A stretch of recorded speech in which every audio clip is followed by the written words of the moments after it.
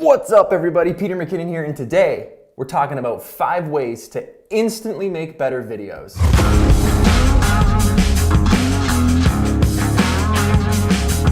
Welcome back everybody to another episode of whatever it is that we're doing here. I want to tell you guys about 5 ways to instantly make better videos that you can start doing today. It don't require money, it doesn't require buying extra gear. They're just 5 things that you can do, 5 things that you can think about just to instantly up that quality, up that video game quality.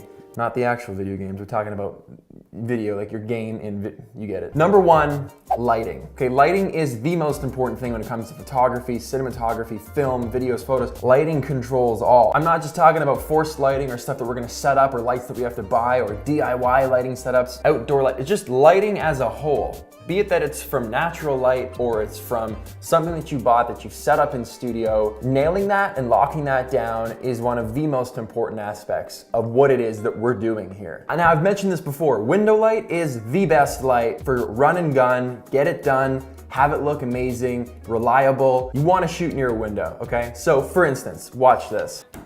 Now this is a great example of good window light. The window is literally right here. It's a nice soft light coming in. It's not too harsh, but it illuminates me nicely, makes me nice and clear, which means it's easy for you to understand and concentrate and focus on what it is that I'm saying. Now because this shot is so clean and the light is so even on my face, it really gives me a good wide range of capabilities when it comes to color correcting this footage and grading it because it's lit so evenly and so nice. Opposed to if I moved away from the window in this same room, you can see how that light loss is significantly different. It's much darker over here, which means you're gonna lose detail. It's gonna look a little more muddy opposed to just standing close to the window and having the whole scene well lit. This is also, this clip right here is gonna be more difficult to color grade and it's probably gonna come out a little more grainy because we don't have enough light on the image as a whole. You see what a difference that makes? We're in the same room right now, lit by window light, but just by moving closer to it or moving further away or shooting in the corner of a room opposed to closer to the window makes all the difference in how the quality is gonna be perceived in your videos. And the same thing goes for if you're actually setting up studio lights or using the light that's just in your ceiling. The difference is substantial. If you wanna see more on how to do a DIY lighting setup, I'll link the video below that I did. Super budget, you can go to Home Depot, buy everything you need for like less than 50 bucks. But being able to lock that down and just think about where you wanna shoot in your house, where you wanna shoot in whatever building that you're in ahead of time. It's gonna make your videos easier to watch, it's gonna make that color grading easier. The overall outlook of your videos will be tenfold better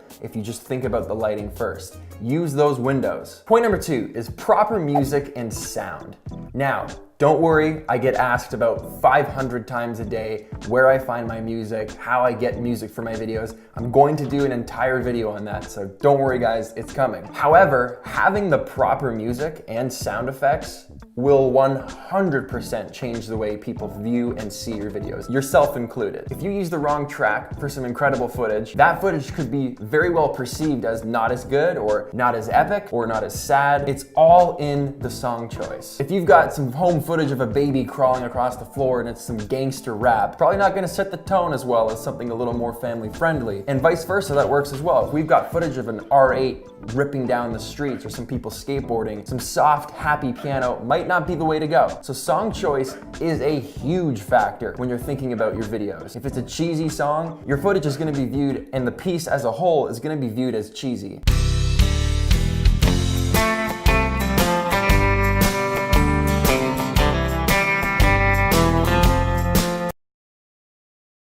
If it's a really, really epic song, but the footage doesn't match the epicness of the music, then you're gonna have a disconnect.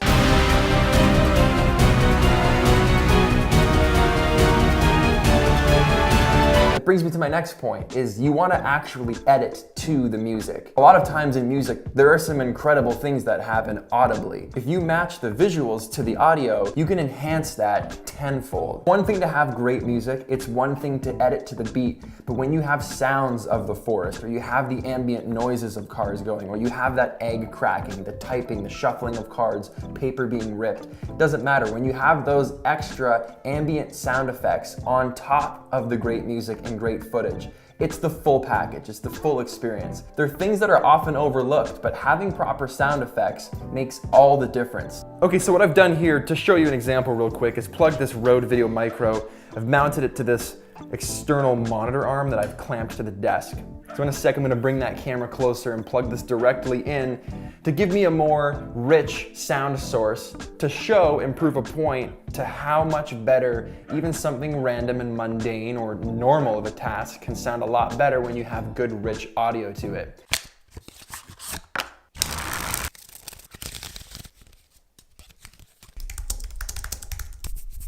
And now I'll show you a few of the same clips, but without a microphone, to show you that you don't have as much immersion into the clip that you're watching when it doesn't sound as rich.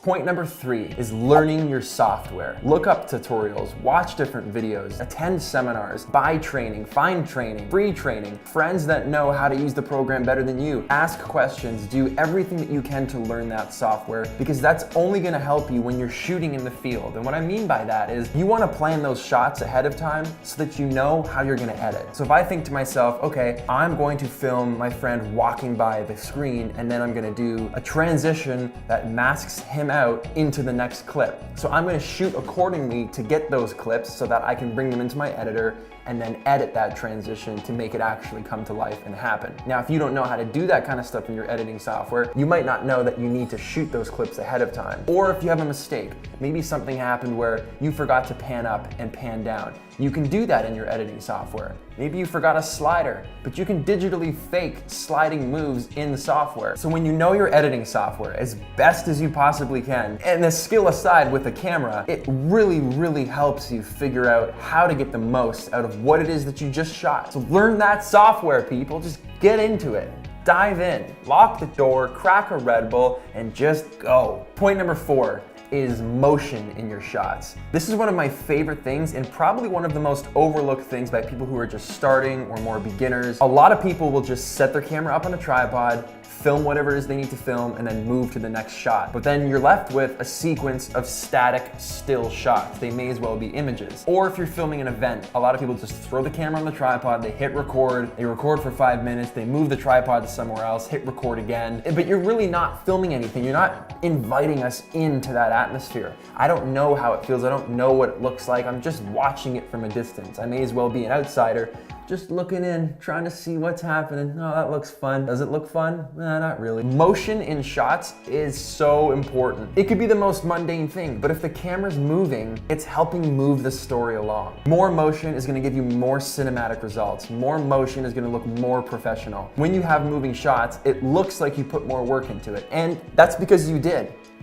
And the results are definitely a massive improvement over someone that just puts the camera on a tripod, or you're only cutting from static shot to static shot to static shot. Okay, point number 5, and the last point for this video, is the location and time of day. Now, obviously with locations, if you have an incredible landscape in front of you, if you're standing at the outlook over the Golden Gate Bridge, if you are in the mountains, if you're canoeing through Lake Louise, if you are at the tip of a volcano or deep in the jungle, yes, that footage is gonna look good inherently because where you are is just insane. It's a magical landscape, it looks incredible. However, these rules still apply to even if you're just shooting in your own office. Now, the angle of those shots in those locations is important as well. If you're in a nice jungle and you're shooting way too low, but you're missing all the nice trees above, that's stuff you gotta think about. If you're in your office filming a talking head sequence like what I'm doing right now, if I was on a low angle, this just doesn't look as good.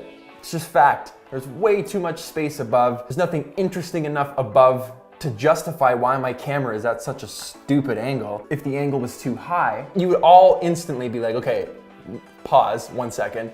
Why is that camera so freaking high? All of these little adjustments make a big deal. Another quick tip that I've seen a lot of people do that drives me nuts is clean up the background. Take the stuff off your desk. If you've got boxes in the corner, move them out of the way for the shot. Move them behind the camera. So many people just leave and garbage hanging around everywhere, and that stuff just looks messy, it looks cluttered. It doesn't look like you took the time to actually set this up nicely. That kills the level of professionalism. That kills some of the cinematic or the quality feel of the video that you're putting out. And the time of day is also very important when you're choosing a location and what you're gonna shoot. The best times of day for me, I like to shoot early in the morning or in the evening to later at night. Early in the morning and the evening, because the light is usually the softest. The sun hasn't come all the way up, the light isn't harsh yet, the colors are usually really, really nice, and in the evening, you get that nice sunset. You've got golden hour right after sunset where that residual light is still kind of illuminating the sky. You're not gonna have any shadows, but the colors you're gonna get